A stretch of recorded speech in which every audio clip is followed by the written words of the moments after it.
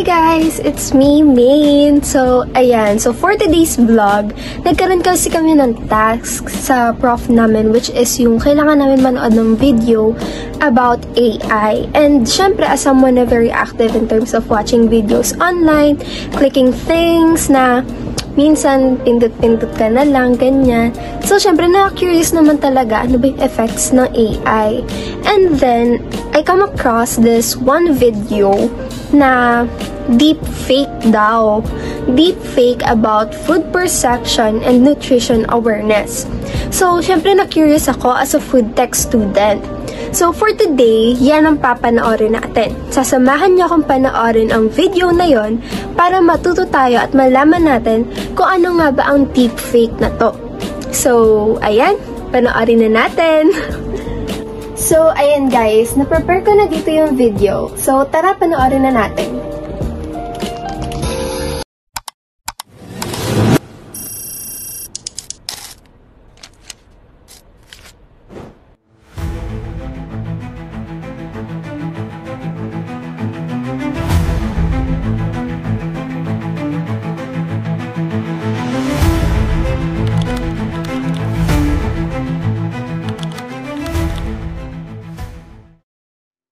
Sa isang click, madali tayo nakakakita ng impormasyon tungkol sa pagkain.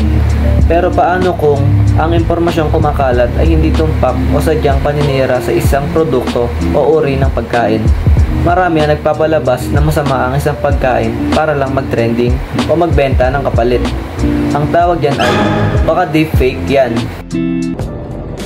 Oh, intro pa lang pero mukhang malaman na yung video na to. Pero napaisip nga ako, paano nga ba natin malalaman kung ano ang deepfakes? Ano nga ba ang totoo sa AI? Sarami na kumakalat na fake videos ngayon.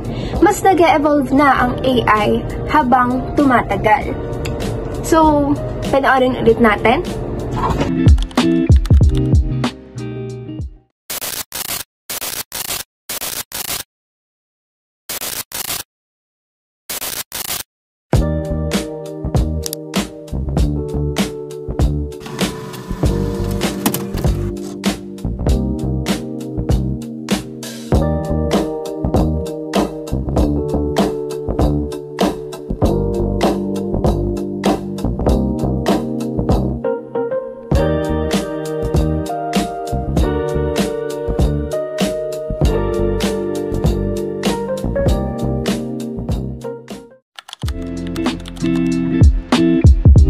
Ang deepfakes ay isang uri ng digital deception na gumagamit ng artificial intelligence o AI para baguhin ang larawan o video ng isang tao o bagay. Pwede nitong palitan ang mukha, boses o kahit itsura ng pagkain para magmukhang totoo kahit hindi naman. Sa tulong ng deepfake technology, kaya nang gumawa ng mga fake food videos na mukhang totoong totoo, kaya madalas tayong nadadala. Tama. Actually, as someone na mabilis matakam sa pagkain online, sa videos, sa pictures, madalas ako maloko ng fake ads. Yung pagtingin ko sa picture, parang ang sarap-sarap. Pero pag binigay na sa akin, parang ang layo naman.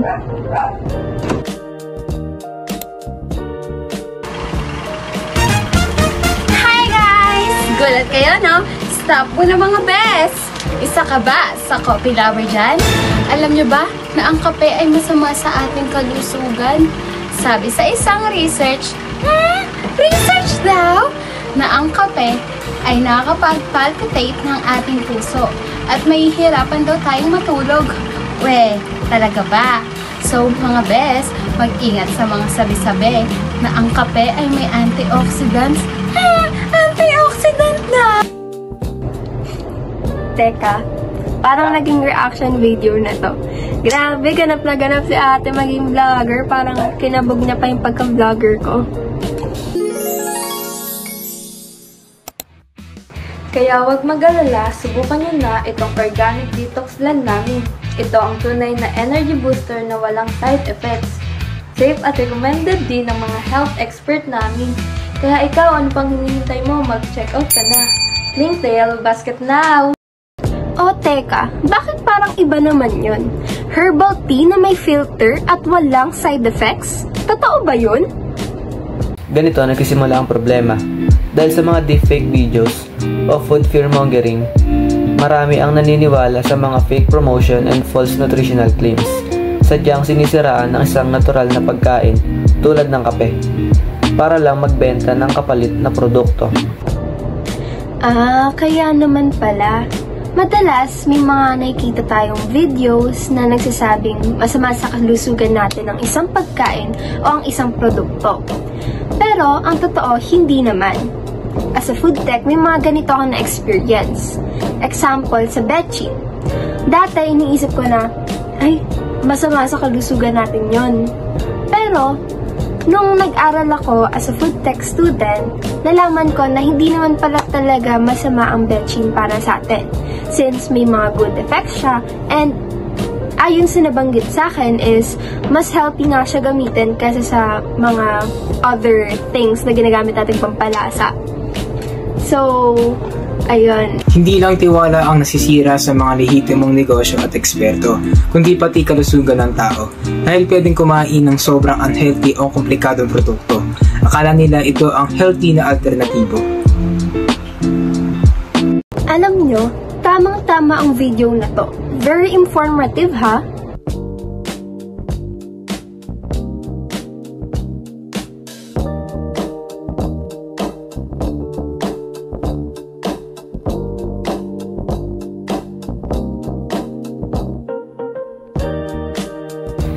Lahat tayo apektado.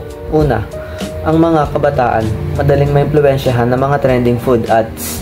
Pangalawa, ang mga magulang minsan nabibiktima ng misleading ads online. Pangatlo, pati ang mga nakakatanda, naniniwala sa mga peking videos na nagpapakita healthy daw ang isang produkto. Speaking of influence, may naalala akong produkto dito. Dati kasi may nausong parang maling siya or meatloaf. And then sabi nila FDA approved daw, ganito, ganyan. When in fact, hindi naman pala, and hindi talaga sure kung ano ba yung laman ng pagkain na yun. Sinasabi nilang healthy, or sinasabi nilang mas makakamura ka dito and healthy pa siya, pero hindi talaga tayo sure kung ano ba nga ba yung laman nun. And dahil sa mga nagpa-fact check, nun lang nalaman na hindi nga pala talaga maganda sa kalusugan yung produktong yun. Kaya, guys, very very important na mag-fact check tayo.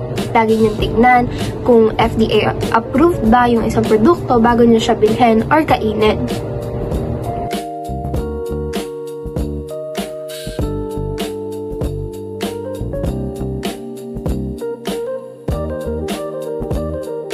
Para maiwasan ang panganib ng deepfakes, narito ang ilang tips. Maging mapanuri.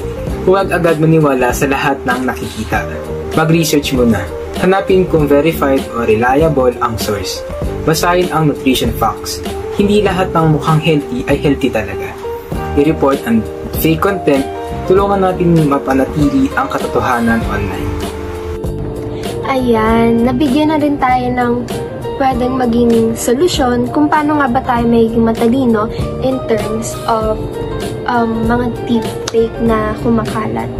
So, tulad ng nabanggit ko kanina, lagi tayong mag-fact check, magbasa tayo ng labels, and, you know, konting practice lang na tayo mismo yung mag-ano ng food natin. Ganon. Like, luto-luto sa bahay. Super OA. So, ayun. Very good talaga ang video na to, guys. Sobrang OA mo naman talaga. Hindi. Maging matalino, manatiling healthy, maniwala sa totoo. Sa mundo ng digital deception, kailangan nating piliin ang katotohanan. Maging matalino, mapanuri, at responsableng netizen. Tandaan, hindi lahat ng mukhang masarap ay totoo. Maniwala sa tunay para manatiling ligtas at healthy. At napakita sa video na to na kailangan nating maging matalino sa pagbili ng mga produkto, maniwala sa totoo, mag-fact check, magbasa. Huwag tayo maniniwala lang agad-agad. Dahil madalas napapahamak tayo dahil sa naniniwala agad tayo sa sinabi sa atin. Hindi dapat ganoon. Dapat lagi tayo nag-iisip, lagi natin iniisip kung ano gagawin natin, kung ano yung magiging epekto ba sa atin ng isang bagay. And ganon, pagdating pagdating sa mga nakikita natin o napapanood sa YouTube, TikTok, Facebook, kung saan man yan, kailangan lagi tayo nagpa-fact check. Huwag tayo basta magpadala at lagi natin titignan kung ano ang healthy at ano ang tama. So, ayan guys. Dahil natapos na natin ang video, sana natuto kayo. Dahil ako, ang dami kong natutunan. From the digital deception hanggang sa foods. You know, kung paano natin may iiwasan. Ano ba yung mga kumakalat na issues ngayon about sa AI or whatever it is. Pero, ayun. Sana nag-enjoy kayo at magkita-kita ulit tayo sa susunod na video. Bye guys!